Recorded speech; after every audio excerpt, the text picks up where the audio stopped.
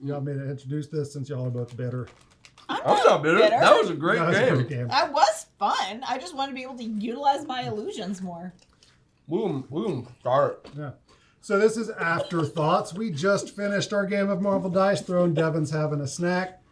This is after the game, and we're going to tell you what we thought of it, hence the really creative name chosen by the focus group of Afterthoughts. Afterthoughts. I totally forgot what it was for a second. I'm I like, just said it just a second ago. Is the focus group just Jared and Peyton? Oh no, the focus group is I said to Allison, hey, what if we do a segment called Afterthoughts where we record our thoughts about the game after we play? I don't even remember this conversation, so he was the only one there. Was it while you were You sleeping? said it was a great idea. That's a key. It's a key.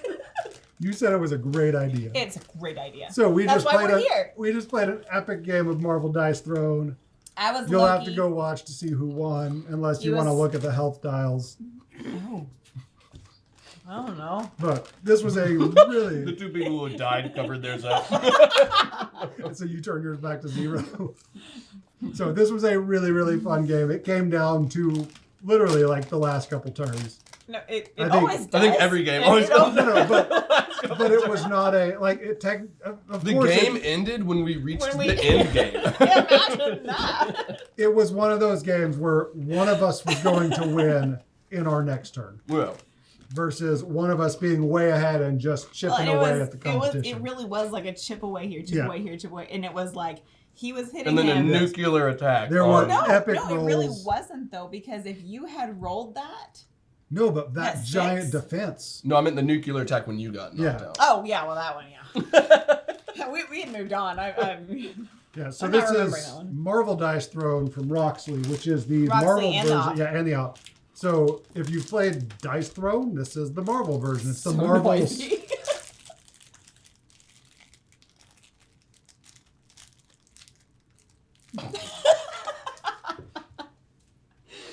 Yes, it's there's season 1 and season 2 of Dice, and he's still giving me dough eyes. Yeah, I'm giving you dough eyes. Must be really happy. Those my.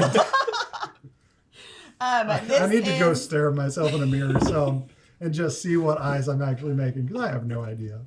I'm trying to get him to do this our whole marriage. You know, it just doesn't happen. To stare in a mirror at myself. For you to look and see. I want to see where the heck my combo cards are. You got it once. 3 of them. We're in the bottom.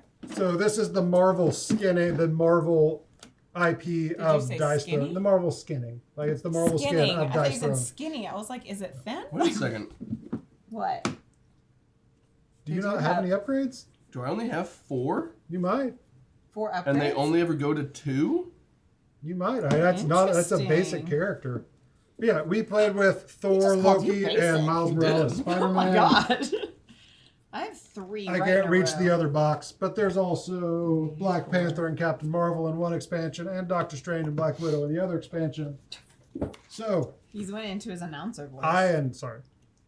No, you're fine. I enjoyed this game. I enjoyed this game. Okay, I have 5 upgrades total.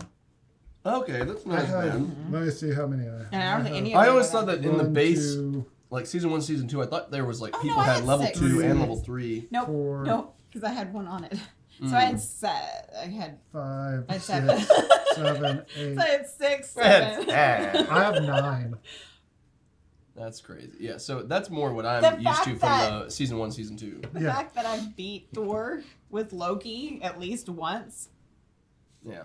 No, that was good. I'm just a huge fan of Marvel. Oh gosh. Like, it's the same game as Dice Throne, technically, but it's so much more fun when you're invested in the characters. Like, I think that's fair. I really like season 1 and 2. I really enjoyed Dice Throne, but something about that, like, it just season 2. Like, I love that they did this Marvel version of it, because it's just Well, and I love Loki's, like, the little leans and nods to their characters, how they're able to thematically allow the cards and the tokens and like things to play. Yeah. I mean, and I think that's what it is. Like, genius writing and development, because I love those. You have the basic game and it feels the same as far as like when you're talking about just the basic mechanics of it.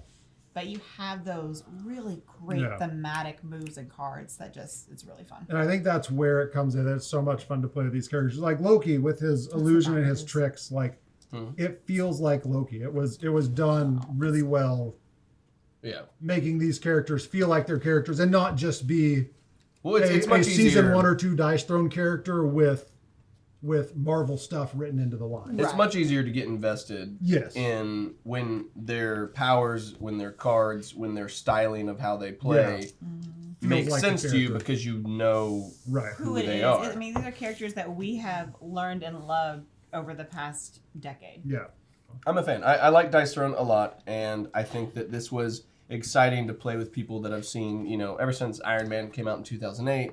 The MCU has been like building and building and building. So we've spent, 14 years with a lot of these characters as they grow on the screen. And people who read comics, they've been with them even longer.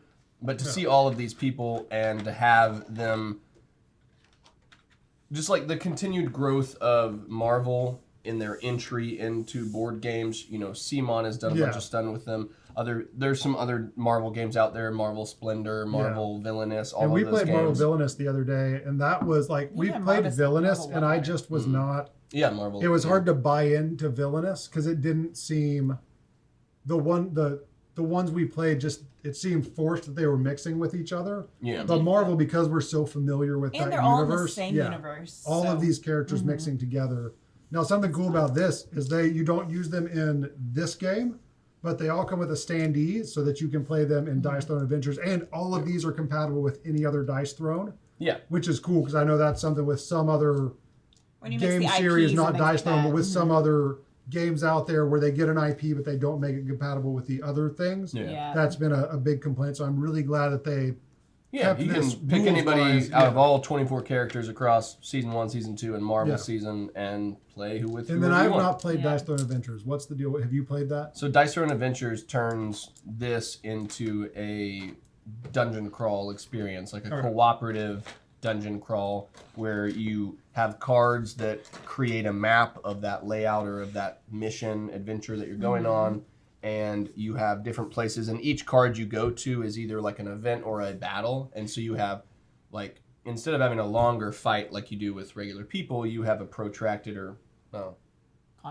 contracted experience on each card. Oh, yeah. So you have a smaller fight, and then once you make it to the end, you'll have kind of like an end phase boss fight. Oh. Okay. And so you don't have a boss fight every single mission because I think they don't want it to get stale. You kind of like end by completing an objective, and then the next one you'll end with a boss fight. Like, do you earn cards? Well, actually, and no. stuff I in a actually, way, actually like think abilities?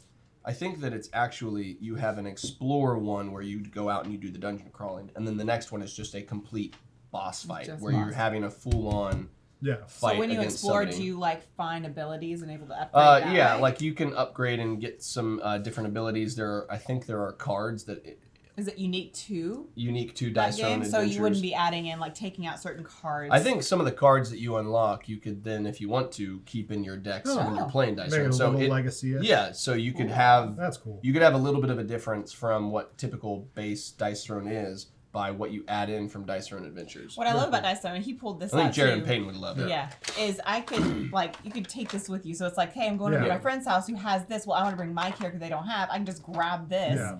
It's like a bento box. Or Like, if you just, if you're like, these are our two favorite characters, I want to go to game night, but I don't want to bring a big Right. chest, I can just Right. bring two of those. Yeah. they're just so easy, and you just put it away. It's such an easy setup. I don't know. The production value on this is probably one Across of my the favorite board. things. Yeah. I think Dice the Throne, art's awesome. Roxley is awesome. Production value of the components and how it stores. Yep. It's one of my favorite Yeah. two-player games. It's awesome. Awesome. So yeah, we will leave a link where you can check out our playthrough and where you're able to get this when it's available. Yep. And yeah, Playthrough is pretty epic, so be sure to go watch that. It really was. It was a lot of fun. No, it was a lot of fun. It was Not I just was saying like, that. whatever. It was a ton of fun. It was a blast Very the whole lots time. lots of tension, lots of fun. So, thank you all for watching. We'll See you see you guys later. later. Have a good one, guys. Bye.